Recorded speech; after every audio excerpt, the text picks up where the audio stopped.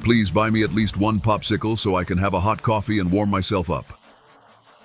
Miguel, a boy of just 6 years old, was pushing a popsicle cart on a rainy day. He hadn't sold a single one. He knocked on the door of a humble house and a 16-year-old girl answered. The boy pleaded, "Please, buy me at least one popsicle so I can have a hot coffee and warm myself up." The young woman turned to her father and asked, "Dad, can we buy a popsicle from this boy just to help him out?" The father turned and replied curtly, "We're not going to buy anything. We'll do better." He called the boy inside, gave him a warm blanket to keep him warm, and a glass of hot milk. The boy drank it happily. As he said goodbye, he looked at the young woman and said with tear-filled eyes, "God will still enable me to repay you for what you've done for me." And he left. 15 years passed. They never saw that boy again. The young woman, now 31 years old, saw her father become seriously ill. She rushed him to the hospital. When they arrived, she received sad news. Her father needed urgent surgery. The father, distressed, said, "Daughter, the only thing we have is our house. If I have to sell the house to have surgery, I'd rather die. This house is all I can leave you." Right there in front of the doctor, he said those words.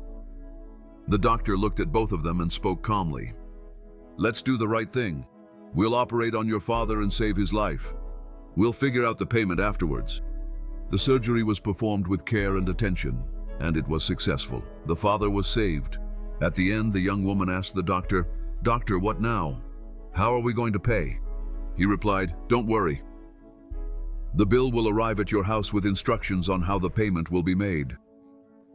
Days later, back home with her father safe, the mail carrier delivered an envelope.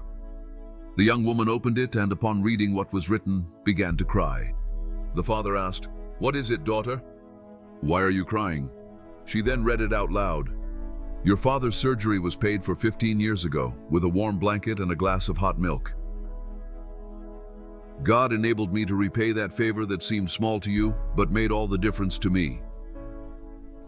All I want is for God to continue blessing your family." May God continue to bless your family. The doctor was the same boy from 15 years ago. Never doubt it. The universe is governed by laws, and one of them is the law of return. What you sow, you reap. May God bless you who have compassion for the little ones, hate injustice, and have mercy on the wronged. God will fill your heart, and you will be happy until the last day of your life. Share this story. The world needs